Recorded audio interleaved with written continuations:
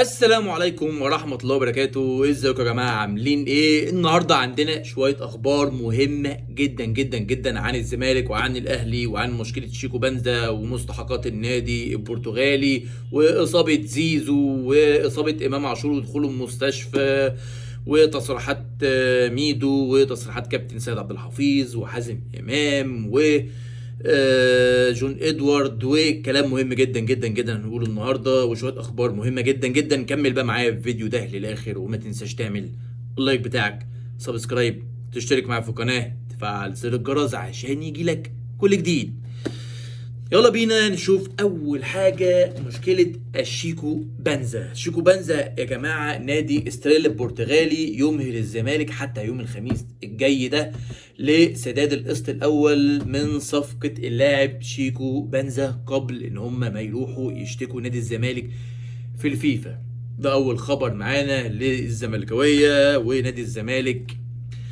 يعني تعبنا من الشكاوي وتعبنا من الفيفا وايقاف القيد و يا جماعه، يعني مش قد انك انت تجيب لعيب وتدفع مستحقاته. ما تجيبوش حتى لو هنلعب. مصطفى شلبي كان موجود، يعني كان عادي، كان ممكن يلعب على فكره. يعني مصطفى شلبي كان ممكن يلعب. يعني لو انت مش قادر على شيكو بنزا خلاص ما تجيبوش. ولكن ربنا يستر وان شاء الله يتصرفوا ويحلوا لنا الازمه دي، عشان مش ناقصين يا جماعه ايقاف قيد ومشاكل تانية. لما صدقنا ان نادي الزمالك يبتدي ان هو يستقر، لكن لازم تحصل حاجات كده تبوظ الاستقرار ده، مش عارف ليه. يعني سبحان الله. يعني طبعا احب اقول لكم ان نادي الزمالك هيلعب يوم الخميس طبعا مع النادي الاسماعيلي. الساعه هنقول لكم دلوقتي الساعه كام، بس ثانيه واحده.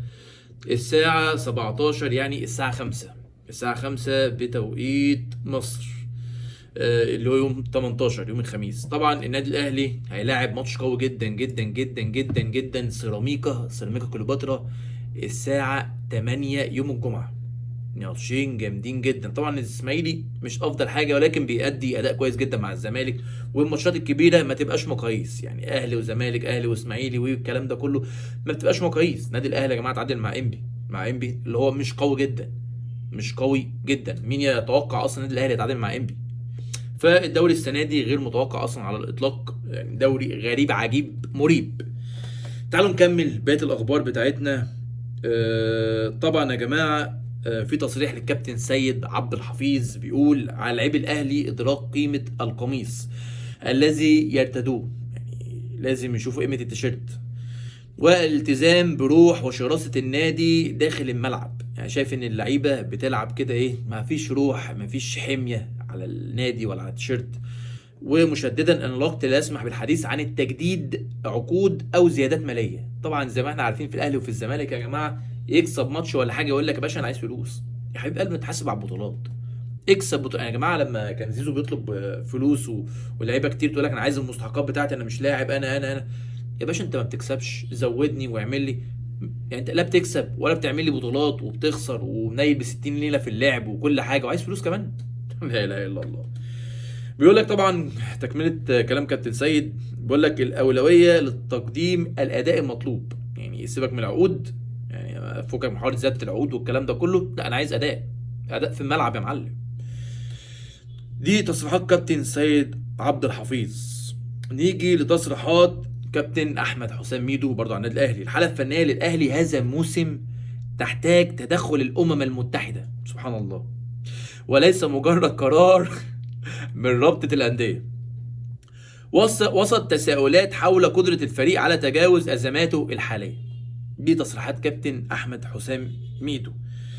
في كمان تصريح لكابتن طارق سليمان مدرب حراس مرمى مقاولين العرب. قال ايه؟ قال بعض لاعبين الاهلي يلعبوا بنرجسيه داخل الملعب وهو ما يؤثر على اداء الاهلي، ولكنني اثق في اسم الاهلي الكبير وقدرته على العوده سريعا الى الانتصارات وحسم بطوله الدوري لصالحه. ده كلام كابتن طارق سليمان، كلام جميل. في بقى تصريحات تانية طالعة بتقول لك ايه بقى، في اخبار تانية برضو مهمة جدا. و تعالوا بقى نشوف يا جماعة تصريحات كابتن سيد عبد الحفيظ وضايقت تصريحات كابتن عماد النحاس وضايقت ناس كتير جدا. تعالوا بقى ركزوا معايا، ركزوا معايا. بيقول لك ايه بقى يا كابتن عماد؟ بيقول لك تعرض احمد السيد زيزو لاعب الاهلي للاصابه داخل عمليه الاحماء قبل مواجهه انبي بالامس، والتي انتهت بالتعادل الايجابي بهدف لكل فريق. بيقول لك احمد جاب الله طبيب الفريق اكد على اصابه زيزو في العضله الضمه، ولكن اللاعب اقنع عماد النحاس المدير الفني للفريق بقدرته على المشاركه. تمام. عماد النحاس قرر مشاركة زيزو في التشكيل الأساسي وعدم استبداله قبل المباراة، وفي الدقيقة 30 اشتكى اللاعب من الإصابة وخرج من المباراة. بعد المباراة أكد عماد النحاس أن اللاعب هو من يتحمل قرار مشاركته في المباراة مصابا. يعني أنا ماليش دعوة، عماد النحاس أنا ماليش دعوة، وبصراحة دي حقيقة. أنا لاعب يا جماعة، الجهاز الطبي قال لك ده مصاب واتصاب، والتاني اللاعب قال لي إيه؟ لا أنا مش مصاب، أنا زي الفل، مفيش الكلام ده.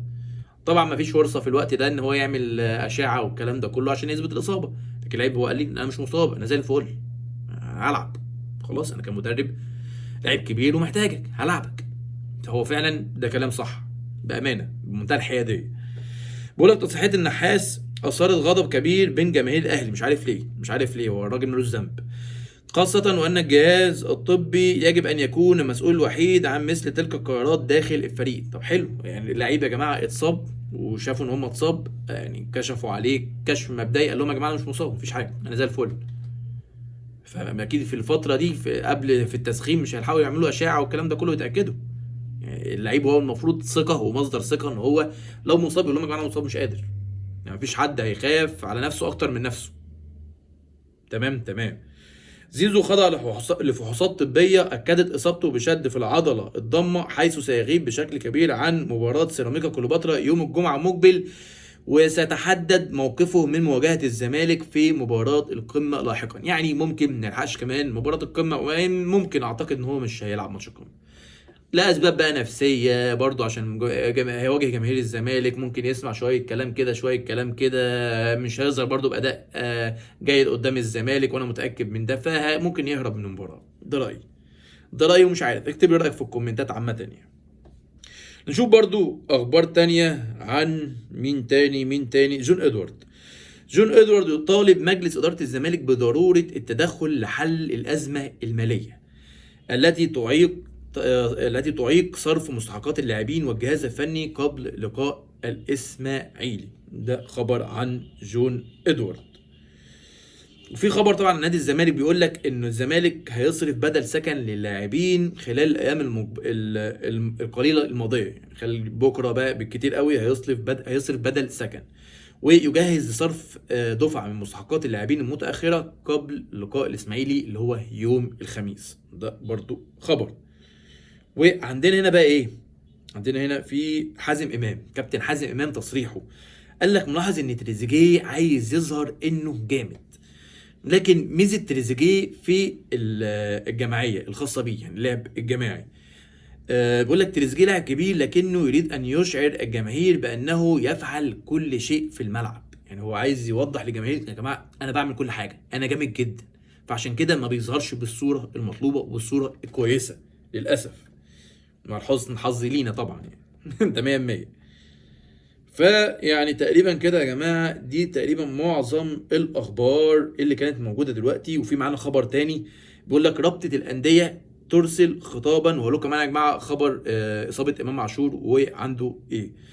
رابطه الانديه ترسل خطاب رسميا الى اتحاد الكوره لطلب استخدام طاقم تحكيم اجنبي لاداره مباراه القمه بين الاهلي والزمالك، بعد تلقي الرابطه طلبا طبعا من النادي الاهلي يطلب فيه بضروره وجود طاقم تحكيم دولي للمباراه اجنبي طبعا. ودي طبعا ده اكيد احنا عاوزين الكلام ده يعني. ده يا سلام، نتمنى، ده احنا نتمنى قوي. طبعا يا جماعه كابتن امام عاشور الف سلام عليك. طبعا كلنا زملكاويه زعلانين منه، متضايقين منه، ولكن لا شماتة في الاصابه ولا في المرض. يعني ربنا يعفي عنا وعن الجميع. كابتن امام طبعا في المستشفى، بيقول لك قبل المباراه كان جاله قيء شديد وكان تعب، فمشكله يا جماعه طلعت عنده، طبعا راح المستشفى وطلع عنده مشكله في جدار المعده، فنتمنى ان هو الشفاء العاجل ليه، والف سلام عليك يا كابتن امام. وطبعا هيغيب، هيفضل قاعد في المستشفى 3 ايام.